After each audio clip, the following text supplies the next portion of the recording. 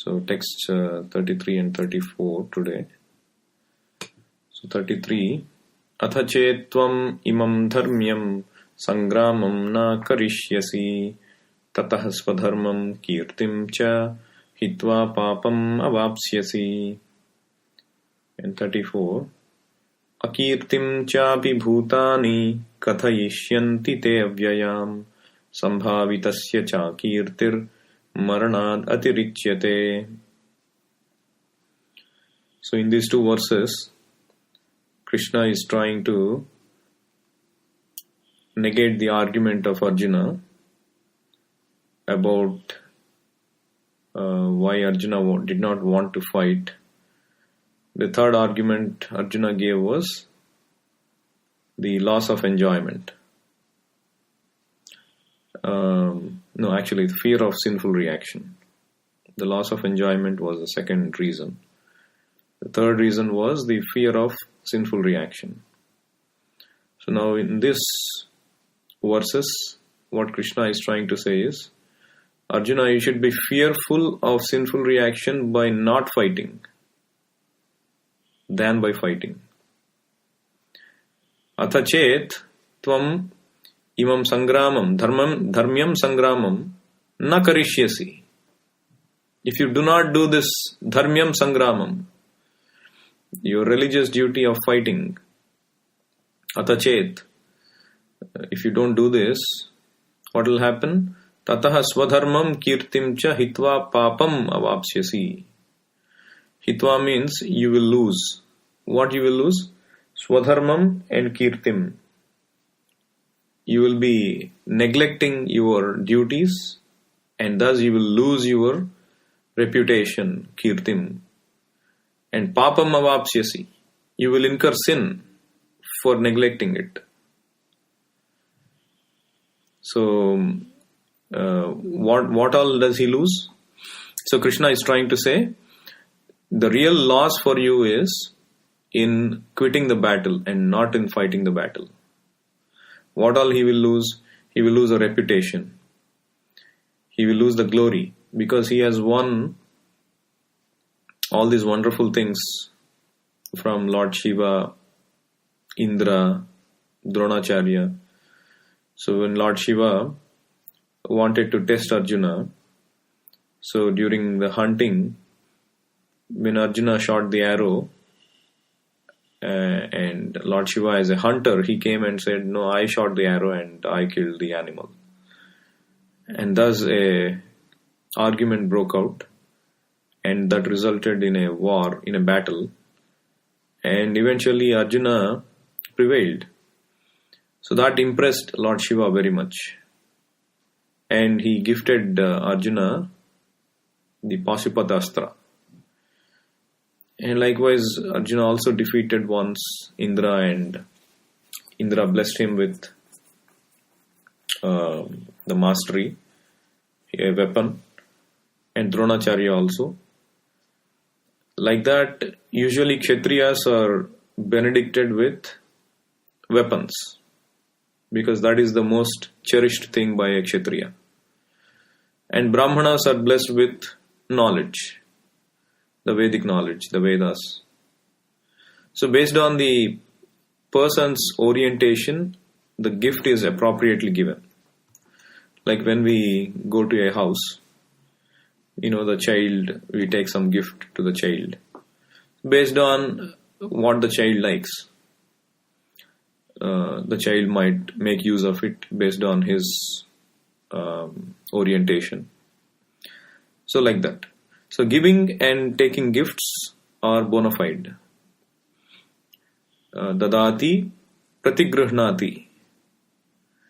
Rupa Goswami says, among the community of Vaishnavas, we should also have giving and taking gifts. We should accept gifts and we should also give the gifts. When we think that will be useful for whatever progress of whatever values of that person. From a Krishna conscious perspective, or even from a material perspective, because we need to be taking care of the body nicely so that it can run well like a well-oiled machine and it can serve our Krishna consciousness ultimately. So sometimes there may be material necessities also that we need to cater. So from that sense, we can give gifts on that platform also, with a view that with this we will be materially satisfied so that we can concentrate our minds on Krishna. So Krishna consciousness should not be understood in a very narrow way. Krishna consciousness is a broad understanding. It's a comprehensive science. So one should not restrict themselves to a corner. So dadati pratigruhnati guhyam akhyati pruchati. Guhyam means confidential.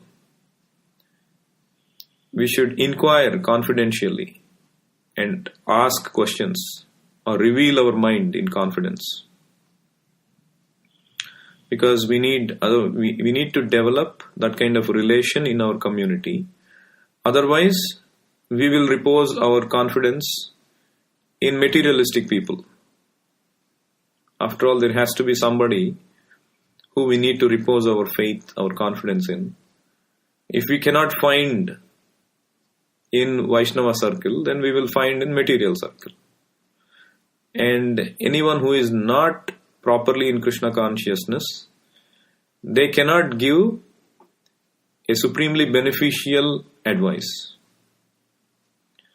So they may help you on a material platform, but ultimately Krishna acts through his devotees. So guhyam akhyati pruchati and bhunkte bhojayate. We should accept invitation for prasada, and we should also offer invitation to honor prasada. Others should be invited. So like that. So here Krishna is trying to convince Arjuna that you have this backing of all these people. They have told your name in their own circles. See, Arjuna is such a fighter, he defeated me, and I have gifted him this. And they would be keenly observing this battle, looking at you, how you will use your weaponry, how you will spread their name, how you will keep confidence in their confidence on you. But now, if you are saying all this, you will lose all this. Importantly, you will lose your reputation. And you will incur sinful reaction for neglecting the fight. According to scriptures, one's neglect is also considered sinful. If you don't act in a prescribed way as you are prescribed to do so, that is also considered as sinful. So sometimes fighting is pious also. Many times fighting is impious, but when it is executed under proper authority, then fighting is pious activity. That is why Krishna consciousness, the actual dharma, the Vedic dharma, Sanatan dharma, is very intricate. What to do in what situation is very, very intricate. That's why what Krishna says in 4th chapter, Kim karma, kim akarmeti, kavayopi atra mohitaha. Kavayaha means greatly learned people. Kavayopi atra mohitaha, they are also illusioned. On what? What activity to do, what activity not to do. What is dharma and what is adharma. They are also bewildered. Many times we also face this situation. What to do, what not to do. So we just pray to the Lord, consult some devotees, and we take a decision and move along. We of course refer to Prabhupada's instructions. So the actual principles of dharma are embedded in the hearts of pure devotees. Otherwise, even in the scriptures, there may be so many confusing statements. One scripture might contradict the other scripture. Even in the same scripture, one statement might contradict the other statement. Prabhupada uses many times this example. If you touch the refuse of an animal, you have to immediately take bath. But cow dung is very pure. It is even used in the deity room. Or the bone of an animal is considered very impure. But the conch, it's also made out of the bone of an animal. But it is used in the deity room, the most pure. So the Vedic statement sometimes may be contradicting. Or one statement of an acharya might be contradicted by the other acharya. But we have to understand from our own immediate representative how to understand. Prabhupada many times said, you have to understand the philosophy through me. Don't try to jump over me. Those days many devotees were trying to find so-called advanced principles by previous acharyas. I'll read that book, I'll read this book, without reading first Prabhupada's books. Of course, Prabhupada, it is not that Prabhupada didn't want them to learn these advanced things. Prabhupada himself gave everything that we need for advancement in Krishna consciousness.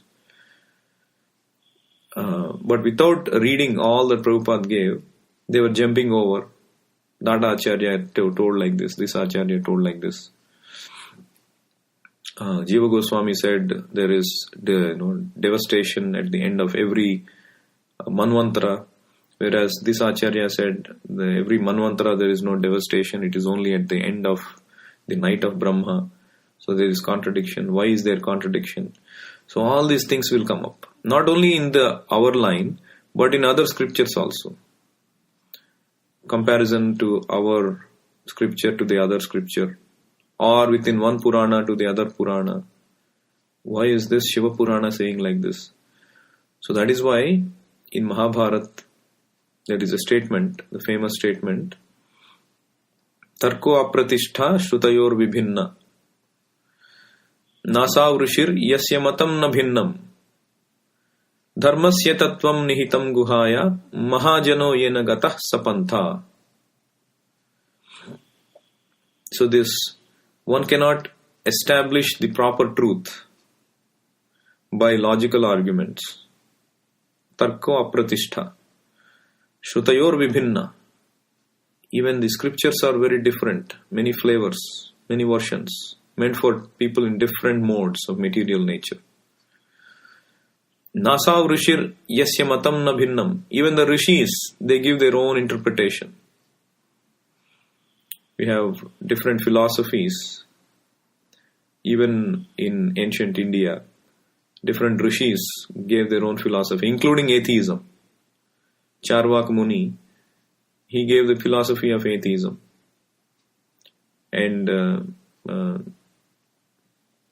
Jaimini gave Karma Mimamsa, which is not devotional, which accepts the presence of God, but limits his potency. So like that there are Gautama Muni gave something, Kanada gave something, Patanjali gave something, Vyasadeva gave Vedanta Sutra. Of course we take Vyasadeva's version as bona fide.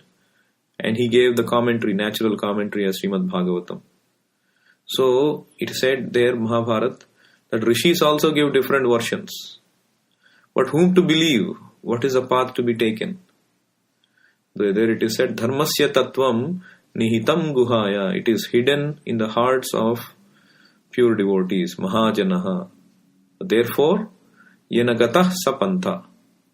Whatever path is chalked out by these Mahajanas, we should take that path. Or the representatives of these Mahajanas. So these 12 Mahajanas are mentioned in Srimad Bhagavatam. Swayambhu, Narada, Shambhu, Kumara, Kapilo, Manuhu, Prahlada, Janako, Bhishmo, Balir, Vayasaki, Vayam. Brahma, Lord Brahma, Narada Muni, Swayambhu Manu, Kumaras, Lord Kapila, Prahlad Maharaj, Janaka, Bhishma, Bali Maharaj, Sukadeva Goswami, Yamaraj. So all these people, these are all the Mahajanas. And anyone following in the disciplic succession, upholding the teachings of these Mahajanas, are also bona fide. So we have to take lessons from them. We cannot say Krishna is personally guiding Arjuna. Therefore Arjuna knows that fighting is actually pious in this case. Fighting is not sinful. In fact, leaving the fight is sinful. But who will guide me? So we should understand that the pure devotee, we should accept a prominent acharya, our immediate representative, and follow in the footsteps, follow the instructions. Otherwise, there may be so many ideas in the name of Bhagavad Gita. There are many hundreds of versions of Bhagavad Gita, and we get lost. That is actually offensive. To give our own ideas in the name of Bhagavad Gita is offensive.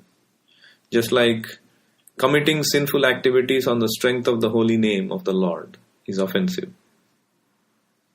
The seventh offense that we read every day in the morning, the holy name, to commit sinful activities on the strength of the holy name of the Lord.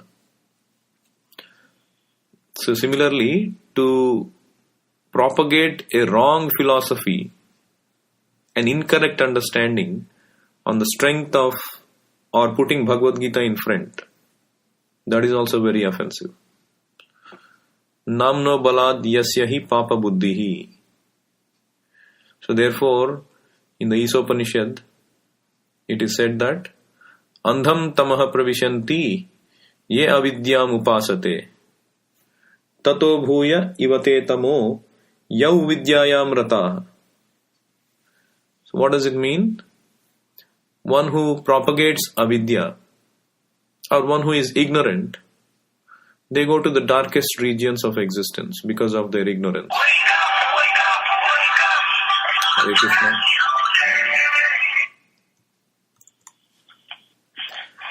So, one who is ignorant of spiritual knowledge, of course, they go to darkest regions of existence.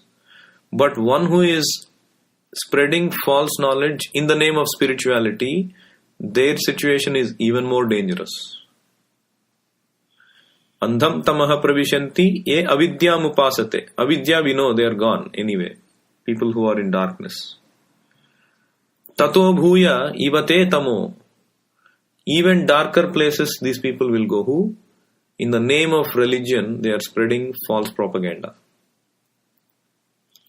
Vidyayam rataha. Vidyayam rataha means mistaken mundane educators. Either they pose themselves as educators, but they spread only material education, or they pose themselves as educators spiritually, but they gave all wrong information.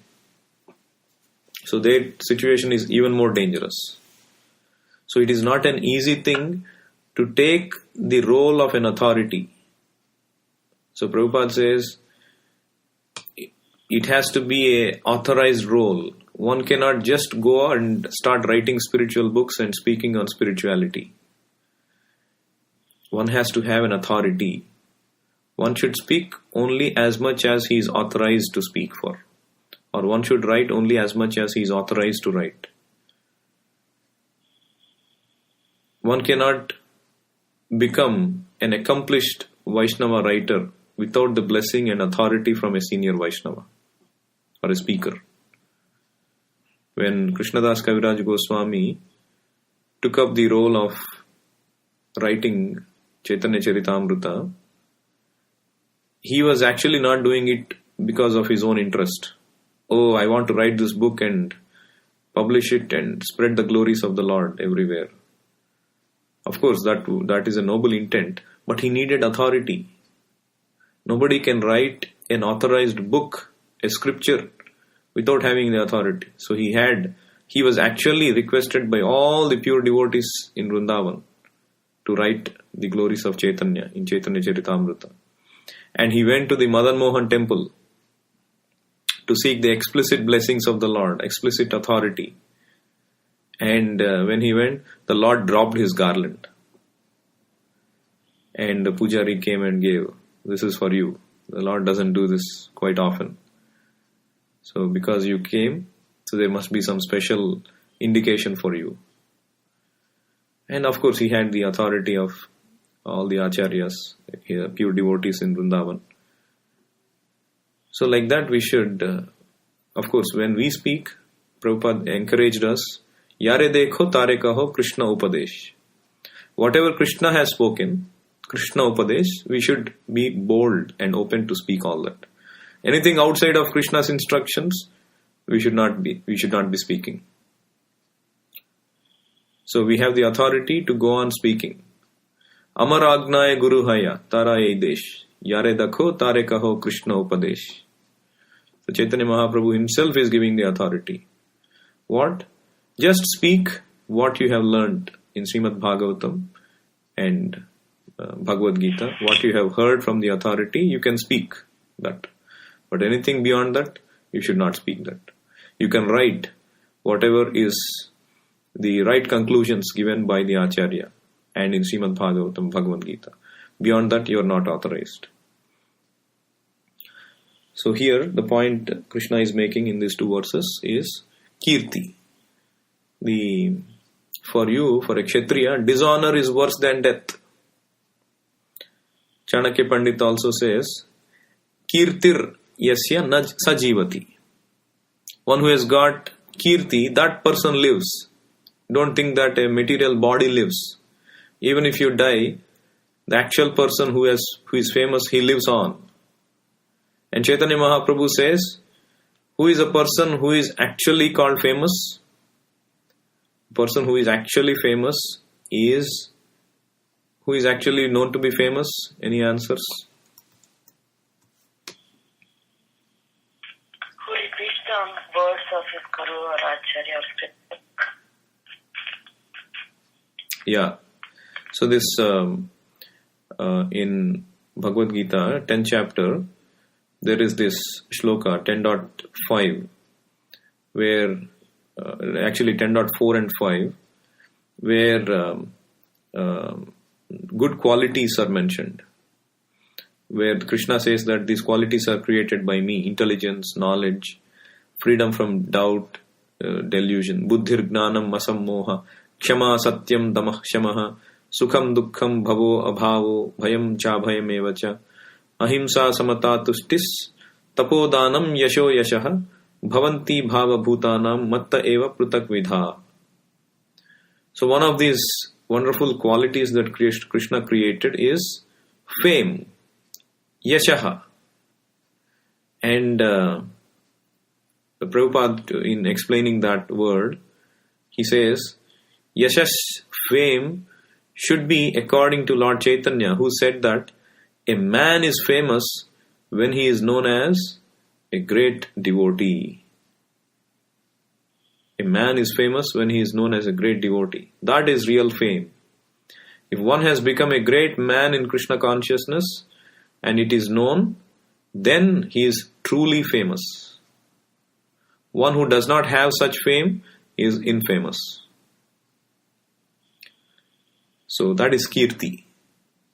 So if one does not follow the instruction of Krishna, then he will be known as, he will be Akirti, not Kirti. He will be Ayashash, not Yashash.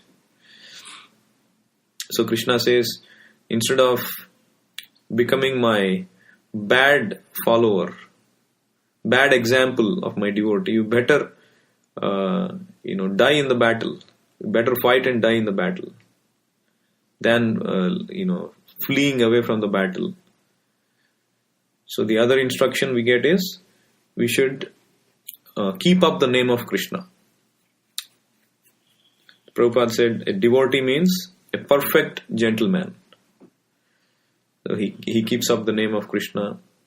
Whoever sees gets impressed with the character, upholds values, integrity. So that is what Krishna is asking. So you don't spoil my name also. Don't spoil all these people who have put faith on you. Don't run away. You will incur sinful reaction by running away than by fighting.